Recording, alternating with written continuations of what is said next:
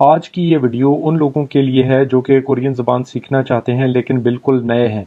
इस एक वीडियो में मैंने कंप्लीट कोरियन हरूफ के बारे में तफसील के साथ आपको बता दिया है। इस वीडियो को बार बार देखें ताकि आप कोरियन लैंग्वेज के सारे हरूफ को अच्छे तरीके से पहचान सकें।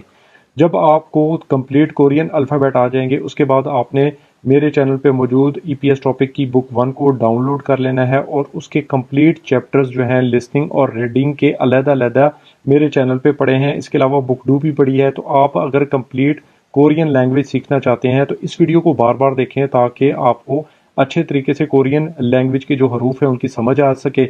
ये जो पीडीएफ फॉर्म की फाइल है ये भी आप डाउनलोड कर सकते हैं। इसी वीडियो की डिस्क्रिप्शन में लिंक मौजूद है और प्रॉपर तरीके से स्टडी शुरू कर दें क्योंकि हर साल कोरियन वीजे आते हैं और कोरिया का टेस्ट पास करके आप कोरिया जा सकते हैं और माहाना लाखों रुपया कमा सकते हैं। तो चलिए शुरू करते हैं। हमारे पास कोरियन लैंग्वेज में टोटल जो हरूफ हैं वो 40 हैं और इन 40 में से 19 जो हैं वो कॉन्सोनेंट्स हैं और वॉवल्स जो हैं वो 21 हैं। फिर कॉन्सोनेंट्स में जो बेसिक कॉन्सोनेंट्स हैं वो 14 हैं और डबल कॉन्सोनेंट्स 5 हैं जिनको मिला के ये 19 बन जाते हैं। और वावल्स जो हैं वो टोटल बेसिक वावल्स 10 हैं और डबल वावल्स जो हैं 11 हैं जो कि कुल मिला के 21 हो जाते हैं। तो ये 40 हरूफ टोटल हैं कोरियन अल्फ़ाबेट में। तो इनको आज की इस वीडियो में कंप्लीट जानेंगे। सबसे पहले हम कॉन्सोनेंट्स को देखेंगे जो कि 14 हैं। सबसे पहले नंबर पे ये वाला कॉन्सोनेंट है, इसको बोलते हैं खियोक। यहाँ पे इनका नाम है इन कॉन्सोनेंट्स का और नीचे इनकी आवाज़ें हैं। उर्दू में ये खे की और गाफ की आवाज़ निकालता है और इंग्लिश में जी की आवाज़ निकालेगा। नंबर 2 ये नियन है जो कि नून की या एन की आवाज़ निकालेगा। नंबर 3 ये दीगत है जो कि दाल की और डी की आवाज़ निकालेगा। नंबर 4 ये रियल है जो कि उर्दू में रे और लाम की और इंग्लिश में आर और एल की आवाज़ निकालता है। नंबर 5 ये मीम है जो कि उर्दू में मीम की और इंग्लिश में एम की आवाज़ निकालता है। नंबर 6 ये बीएफ है जो कि बे की और इंग्लिश में बी की आवाज़ निकालेगा। नंबर 7 ये सियत है जो कि सीन शीन और इंग्लिश में एस की आवाज़ निकालता है। नंबर 8 ये ईयंग है जो इसका अपना कोई भी साउंड नहीं है। स्टार्ट में आएगा तो ये साइलेंट होता है और आगे एंड पे चल के आए, ये वर्ड के एंड पे लगे तो ये आईएनजी यानी कि अंग की आवाज़ निकालता है। नंबर 9 ये जियत है जो कि जीम की या जे की आवाज़ निकालेगा। नंबर 10 ये छियत है जो कि चे की और इंग्लिश में सी एच यानी कि च की आवाज़ निकालता है। नंबर 11 ये कियक है जो कि काफ की या इंग्लिश में के की आवाज़ निकालेगा। नंबर 12 ये थीगत है जो कि ते की और इंग्लिश में टी की आवाज़ निकालता है। नंबर 13 ये फीएफ है जो कि पे की और इंग्लिश में पी की आवाज़ निकालेगा। नंबर 14 ये हियत है जो कि हे खे या एच की आवाज़ निकालता है। अब आगे हमारे पास जो डबल कॉन्सोनेंट्स हैं ये वही कॉन्सोनेंट हैं जो कि पीछे आप पढ़ चुके हैं, लेकिन ये डबल यानी कि मिल के आते हैं दो एक जैसे। ये सिर्फ 5 हैं। ये खियक है जो कि डबल कॉन्सोनेंट में है यानी कि इसने आवाज़ निकालनी है के की या काफ की, लेकिन इस पे थोड़ा सा आपने जोर देना है यानी कि क ऐसे बोलना है। नंबर 2 ये दीगत है लेकिन डबल कॉन्सोनेंट वाला है जो कि टी की आवाज़ या ते की आवाज़ निकालेगा और ये भी अपनी आवाज़ पे जोर देगा यानी कि त ऐसे आपने बोलना है। नंबर 3 ये बीएफ है लेकिन डबल कॉन्सोनेंट वाला है तो इसलिए ये पी की या पे की आवाज़ निकालेगा और अपनी आवाज़ पे जोर देगा। नंबर 4 ये डबल कॉन्सोनेंट का सियत है जो कि एस की आवाज़ निकालेगा या सीन की और ये अपनी आवाज़ पे जोर देगा यानी कि स ऐसे आपने बोलना है। नंबर 5 ये डबल कॉन्सोनेंट का जियत है जो कि च की आवाज़ निकालेगा या चे की। आगे हमारे पास वावल्स हैं जो कि 10 हैं, तो इनको शुरू करते हैं। ये देखें ये वावल जो है इसकी एक डंडा है, फिर अगली साइड पे एक ही डंडा है छोटा, ठीक है। इसकी जो साउंड है वो उर्दू में अलिफ मदा जैसे आ बोलना है आपने, वो साउंड है इसकी। नंबर 2 ये इसी तरह से एक लाइन है, आगे फिर 2 छोटी लाइनें लगानी है। इन वावल्स के नाम नहीं होते, इनकी सिर्फ साउंड होती है, जैसे कि उर्दू में ये या की आवाज़ निकालेगा। नंबर 3 ये एक लाइन है, अब बैक साइड पे एक लाइन लग गई है छोटी और ये उर्दू में औ की आवाज़ निकालेगा। अलीफ पे ज़बर है यानी कि आपने मुंह खोल के बोलना है औ।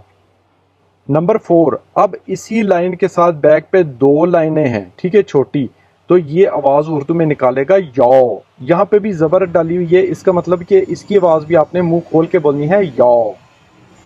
नंबर 5, अब लेटे वावल शुरू हो गए, यानी कि नीचे को एक लाइन है, फिर उसके ऊपर एक और छोटी लाइन है। इसका जो साउंड है इंग्लिश में ओ का साउंड है, सिंपल ओ का। नंबर 6, अब दोबारा से लेटा वावल है, एक लाइन सीधी है, ऊपर 2 छोटी लाइनें हैं। अब ये आवाज निकालेगा यौ की। इनकी पहचान ये है कि जिनके साथ भी 2 लाइनें आएंगी ना ऊपर ये साइड पे, वो ये से शुरू होंगे। नंबर 7, अब एक सीधी लाइन है और इसके नीचे एक लाइन है, इसका जो साउंड है वो ऊ का साउंड है, ऊ। नंबर 8, अब एक सीधी लाइन है और नीचे 2 लाइनें मजीद हैं, इसका जो साउंड निकलेगा वो यू का होगा, क्योंकि 2 लाइनें लगी हैं तो इसलिए ये से शुरू होगा यू। नंबर 9, एक सीधी लाइन है और इसकी आवाज निकलेगी अ की आवाज आपने निकालनी है। नंबर 10, एक लाइन है बिल्कुल सीधी नीचे को और इसका जो साउंड है इंग्लिश में ई का, यानी उर्दू में अलिफ और ये ई का साउंड आपने निकालना है। अब हमारे पास डबल वावल्स हैं जो कि 11 हैं, और ये डबल वावल्स का मतलब ये है कि ये 2 वावल्स मिल के आते हैं, बाज़ दफ़ा 3 वावल भी मिल के आते हैं, लेकिन इनको डबल वावल ही बोलते हैं। ये टोटल 11 हैं इनका। ये देखें, ये चीज़ पे आपने ज़्यादा गौर नहीं करना, ये सिर्फ मैंने एक एग्जांपल के लिए रखी है कि ये एक वावल ये वाला, दूसरा ये जुड़ के बन गया, ये आपने इस चीज़ पे ध्यान देना है, ठीक है। तो ये जो है ना, ये वाला डबल वावल, इसका जो साउंड है वो ए का साउंड है, ए, अलीफ और बड़ी ए। नंबर 2, ये जो है 2 लाइनें हैं और बैक साइड पे एक लाइन है, तो ये भी साउंड निकालेगा ए की, यानी ये भी ए का साउंड निकालेगा। नंबर 3, ये 2 लाइनें हैं, दरमियान में मजीद 2 छोटी लाइनें हैं, इसका जो साउंड होगा वो ये का होगा, दरमियान में क्योंकि 2 डंडे लगे हैं तो अब ये से शुरू होगा, इसका साउंड उर्दू में निकलेगा ये का। नंबर 4, ये भी 2 लाइनें सीधी हैं, फिर अब बाहर वाली साइड पे 2 लाइनें, इस डबल वावल का भी साउंड ये का है। नंबर 5, ये वाला भी आप वावल देख लें, इस तरीके से आपने लिखना है और इसका जो साउंड है वो वाह का है, वाह। नंबर 6, अब ये वाला डबल वावल है, इसको आपने इस तरीके से लिखना है और इसका जो साउंड है वो है वे का, वे। नंबर 7, अब ये वाला डबल वावल है, इसको आपने इस तरीके से लिखना है और इसका जो साउंड होगा वो होगा वू का, वू। नंबर 8, ये वाला भी डबल वावल आप देख लें और इसका भी साउंड जो है वो वे का साउंड है, वे। नंबर 9, ये वाला जो डबल वावल है इसका साउंड निकलेगा वी का। नंबर 10, ये वाला भी डबल वावल देख लें, इसका जो साउंड है वो भी वी का साउंड है, वी। नंबर 11, ये वाला भी डबल वावल आप देख लें और इसका जो साउंड है ये है आई का, आई। दोस्तों, कोरियन ज़बान लिखने के कुछ रूल्स हैं, वो भी आप देख लें। कोरियन लैंग्वेज जो है वो लेफ़्ट टू राइट लिखी जाती है या फिर ऊपर से नीचे। कुछ वर्ड्स के साथ ये लेफ़्ट टू राइट भी चलती है, फिर ऊपर से नीचे को भी चलती है।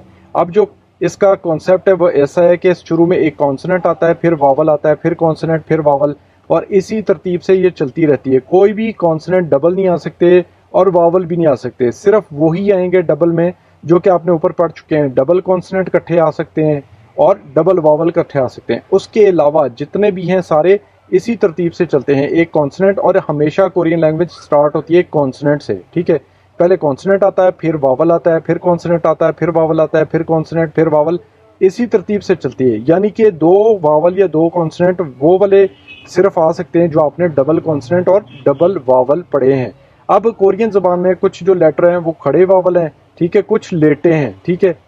जो लेटे वाले होते हैं वो ऊपर से नीचे लिखे जाते हैं उनके साथ अगर कॉन्सोनेंट लगता है, और जो खड़े वाले होते हैं वो लेफ्ट टू राइट लिखे जाते हैं।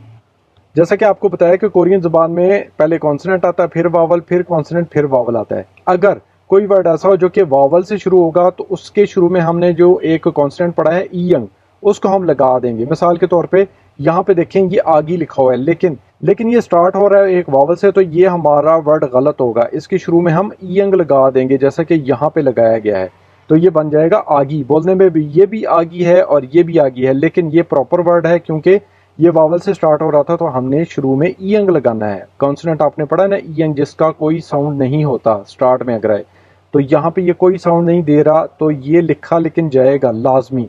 अगर आपका कोई वर्ड वावल से शुरू होगा तो उसके शुरू में हम ईयंग लगा देंगे। और जिसका कोई साउंड नहीं होगा। अब ये प्रॉपर वर्ड बन गया आगी, जिसका मतलब होता है बेबी। अब यहाँ पे कुछ प्रैक्टिस है जो कि मैंने इसी वीडियो में दी है ताकि आप कॉन्सोनेंट और वावल की कुछ प्रैक्टिस भी कर सकें। अगर आपने पीछे कंप्लीट पढ़ लिया है, सीख लिया है इसी वीडियो में, तो आप देखें कॉन्सोनेंट आता है फिर वावल आता है। अब इस कॉन्सोनेंट को मैंने इस वावल के साथ अगर मिला के लिखूं तो ये हो जाएगा, ये देखें ये खीक था जो कि जी की आवाज निकालता था और ये आ था, ठीक है, तो ये बन जाएगा गा। फिर ये क्या है, नियन है और आ है, तो ये हो जाएगा ना। फिर ये मीम है, ठीक है, मीम की आवाज निकालेगा और ये ओ है, ओ मुंह खोल के बोलना है आपने, ओ, तो ये हो जाएगा मौ, ठीक है, मौ की आवाज निकालेगा। फिर ये रियल है जो कि रे की आवाज निकालता था और ये क्या है, या, तो ये हो जाएगा रेया। इसको भी साथ साथ प्रैक्टिस करते रहे ताकि आपको क्लियर हो जाए सारे कॉन्सोनेंट्स और वावल्स। अब मजीद थोड़ी सी प्रैक्टिस कर लेते हैं। ये देखें कॉन्सोनेंट है फिर वावल है, इस साइड पे सारे वावल हैं, इस साइड पे सारे कॉन्सोनेंट हैं। ये खियक है जो कि खे की आवाज निकालता है और जी की आवाज निकालता है, तो इसके साथ लग गया ऊ, तो ये हो जाएगा खू। ये मीम है जो कि मीम की आवाज निकालेगा और ये सिंपल ओ की आवाज निकालेगा, तो ये हो जाएगा मो। फिर ये नियन है जो कि नून की आवाज निकालता है, तो ये हो जाएगा न्यू।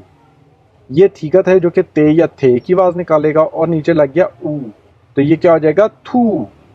और लास्ट में हमारे पास जियत है और साथ लग गया है यो, तो ये हो जाएगा जियो।